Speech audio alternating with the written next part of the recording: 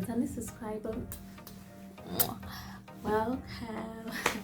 My name is Lina, so in today's video I'm going to show you how I made this blouse, the stylish peplum blouse. So I got my inspiration from two designs, the first design for the front and second design for the back. So it's like a combination of two designs. I used my basic bodice block pattern to create this look. So but I wasn't able to record myself drafting the actual pattern, so I'm going to do like an illustration of how I made the pattern. So this is a quick sew. It's like 3 hours 4 hours sewing project. So my friend, she invited me for her accompanying party, so I had to look this way. I hope you like it. I had to look this way and I went with her. So stay tuned, subscribe. Subscribe, it's free, it's absolutely free to subscribe. So subscribe, click on the red button down there or on the screen, and subscribe, share my video, like my video, and let's get right into drafting the pattern and sewing it. I started by tracing my basic bodice block pattern with the sleeve. So I'm going to put a link on the screen and in the description box if you're yet to draft yours. So this is my illustration pattern. So I traced my basic bodice block pattern without the dots. So this is the actual pattern here. The next step was to mark my underbust. My underbust is 13.5 inches. So I did so. While on the underbust mark, I went in 1 inch. This is to help me create that curve, the peplum curve there. And on the waist, I went from the side, I went in 3 inches.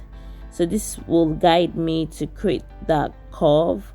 So the next thing I did was to create the curve starting from the 1 inch down to the 3 inches point. So this is it. It's just so easy. So now for the back on the hip line, I went in, that's from the center back, I went in 3 inches. While on the waistline from the center back, I went in 5 inches. So this will help me create that curve. So on the 5 inches point right there, I went down like 1 inch just to help me create that bend curve. So I started by curving using that 1 inch there as a guideline to create my curve. So this is it here. I made that line there straight because that's going to be straight. There's no gathering on that particular line there. There was no twigging or any adjustment done on the sleeve. I just marked up my slash lines. I used 1.5 inches to mark up my slash lines. That is it. I also labeled it because I'm going to be cutting every slash line, so I labeled that. The next thing I did was to cut out my pattern so we can focus on the pattern, the down pattern piece separately.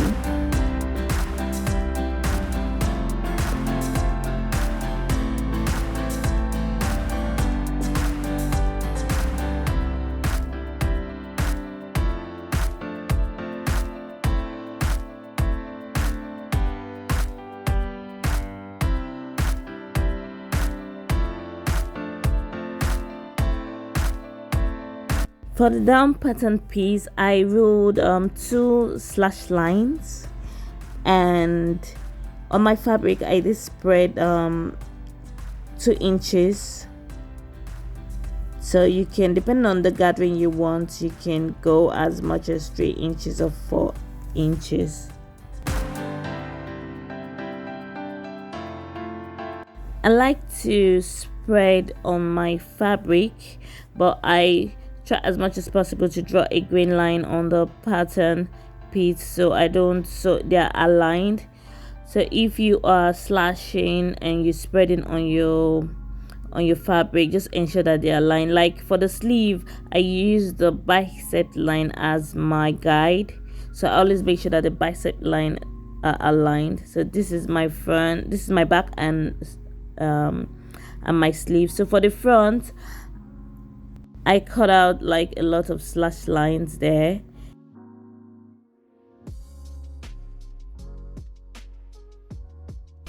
and also spread. So you can do so on your fabric if you're following, or you can, for ease, you can just do it on your pattern paper. So this is it. I slashed and spread on my fabric, but for the purpose of this video, we're doing that on a pattern paper. Ensure that you label your pattern. Like, this is very important to label your pattern. I also created facing for the front neck and also for the back. So drawing that line there was like a line for my facing for the back.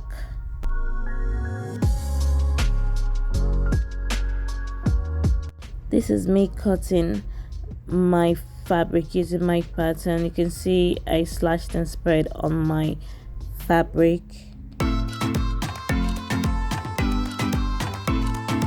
I started by sewing the front pieces together. So this is my facing. I just pinned my facing, sew, and also sew on the edge, like close to the edge, so it doesn't budge out to the front, just like so.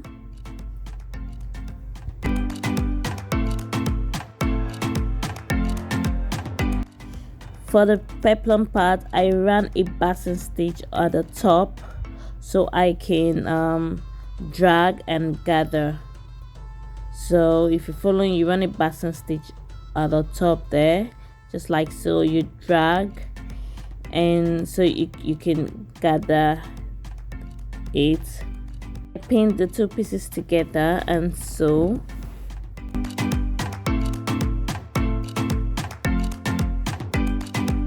Following, ensure that you get the curves.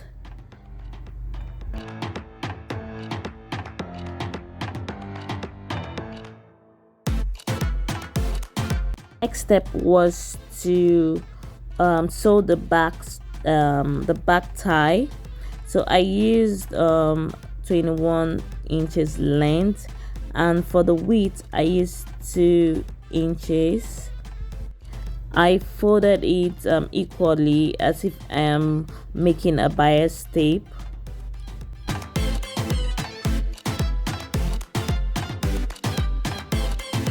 So if you're following, do same and pin and sew.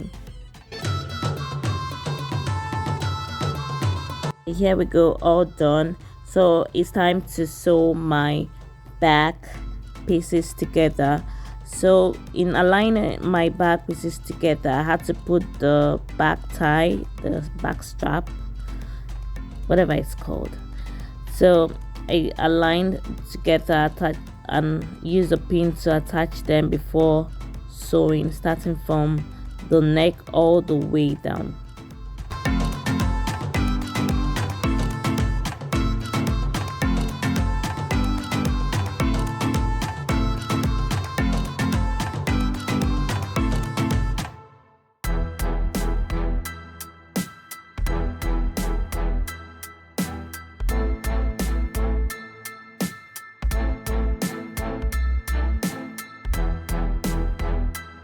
After attaching them with a pin, I sewed.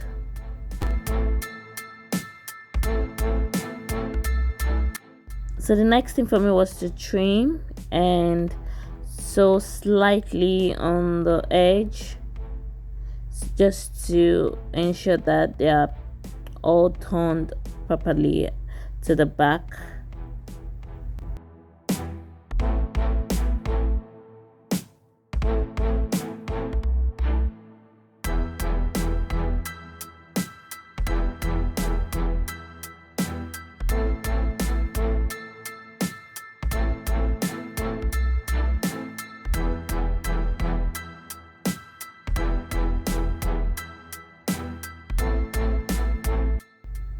So it's time for me to attach the final back piece together. So what I did was to run a basting stitch on the top down to where the curve started from.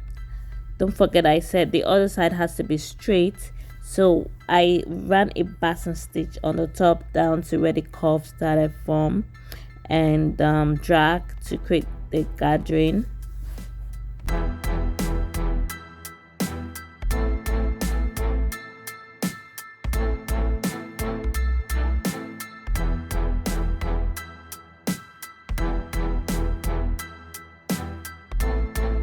So after doing that, I attached the pieces together using my pin.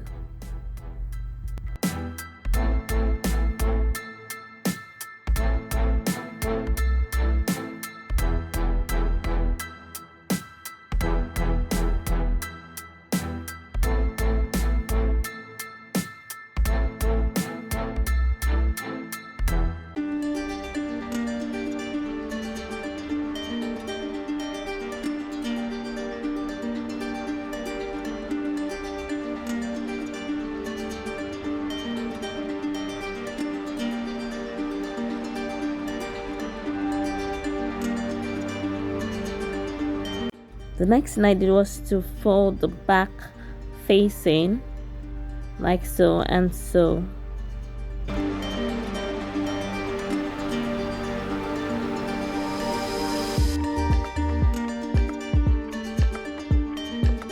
My back pieces are ready. It's time for me to attach the front and back pieces together. So I started with the shoulders and sides.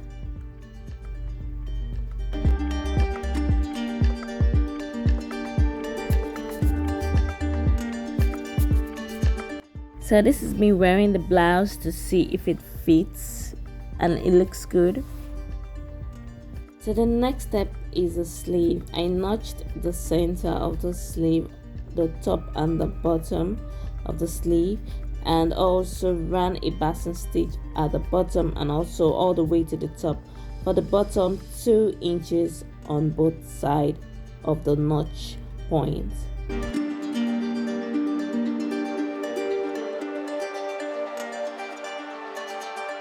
So after running the basting stitch, I sewed the sides together just like so.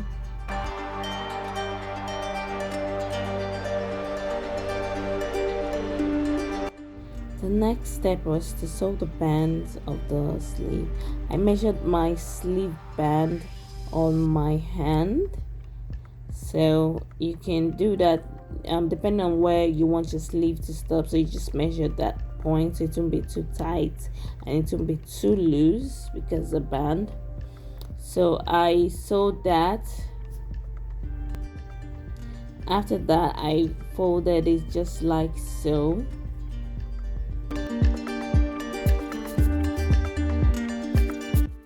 So the next thing is I've already dragged the sleeve on the bottom part and also on the top part. So what I did was to attach the 2 pieces together just like so and sew around.